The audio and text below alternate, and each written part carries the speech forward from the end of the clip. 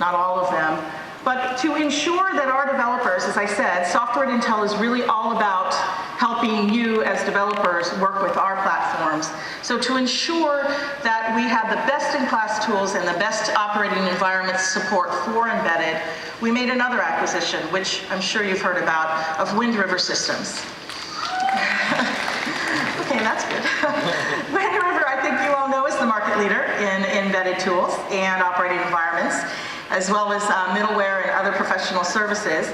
And I'm going to have Scott Morrison, who is the General Manager of VxWorks, join me today, and we're going to talk about how we work through some of the challenges for multi-core in embedded. Scott?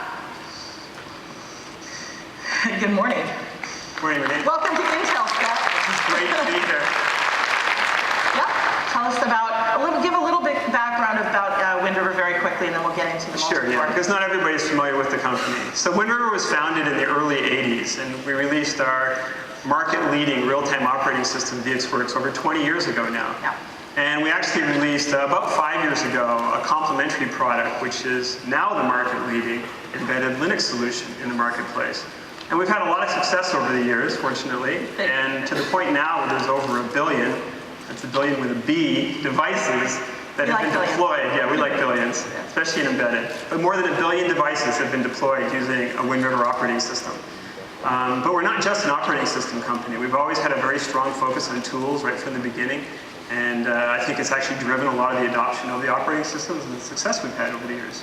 So what are some of the common challenges that developers are facing in embedded today? We've been talking about this morning. Okay, yeah, sure. Well, as you know, the embedded market is a very broad marketplace. Yep. It's actually a collection of a lot of sub-markets. Right. And, but that being said, there are a lot of common factors. And in fact, there's overlap with some of the things that were said earlier today. And so those being things like smaller form factors and lower power consumption and more connectivity, all at the same time that our customers are being driven to add more and more features and functions to the devices. So, and actually those things together are driving probably the biggest trend we're seeing in embedded, which is the adoption of multi-core processors. And multi-core is a great solution for many of those things. You get a lot of additional performance and lower cost, lower form factor, but it does bring with it some challenges, in particular software complexity and debugging challenges for the embedded developers.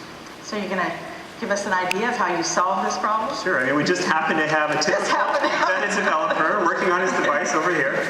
Good morning, embedded developer. Hi. So he just happens to be here. What a coincidence. So I'm Dinyar, and I'm working on a medical device. It's a heart monitoring equipment. And I'm going to show you something how you would use the tools here.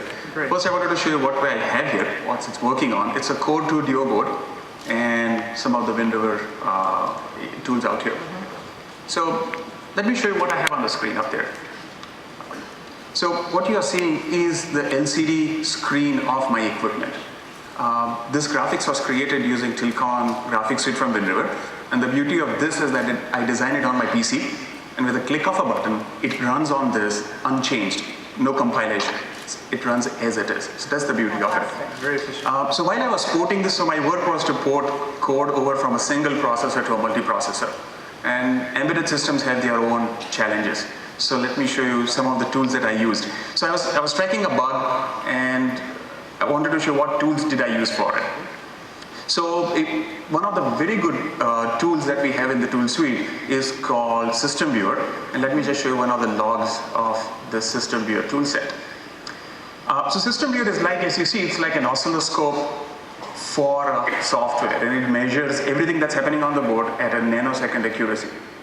So my problem was that I had 2 tasks, 2 processes running at the same time on 2 cores.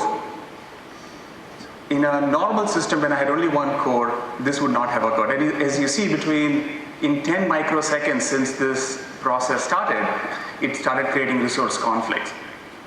So I would use this tool to detect this kind of very minute differences.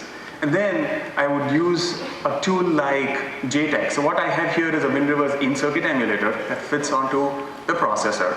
And the best part about this is that it can synchronously debug multiple cores, 2 or more, running at hundreds of megahertz. And it works on Core 2 Duo right now. And Atom, I believe, now too, right? And on Atom. And Atom too. Yes, that's right. Fantastic. Okay. Okay. Well, Thank you very much. Glad you're able to get the bugs out. So that's great news that that's all running for 4.2 and Atom now. And so our embedded developers can, if they don't already know, you can get to know you immediately. Absolutely. By the way, I don't know how many people noticed, but Dinyar never said what operating system he was debugging on. And the reason is that all of the tools you saw there, they run equally well on VxWorks and Wind River Linux. And that's true of other tools we don't have time to show you today, and even middleware components we have available. You want to give us a glimpse of the future of embedded, and then we'll... Sure, absolutely. I think we'll show up on the screen some of the more, what we consider leading edge embedded systems that are available today. And many of these, are things that were, dreams of science fiction 20 years ago, and even 5 years ago were very hard or impossible to realize. And a lot of what you're seeing here is sort of realized through the use of multi-core processors and advanced tools. And in fact, the things that are in development right now that we're working with our customers on are very, very exciting and are going to even significantly increase in terms of form and functionality, largely powered by multi-core processors and embedded tools that can unlock the power of those processors. Well, thank you. Thanks, Scott, and welcome to Intel. Thank you very much. Thanks.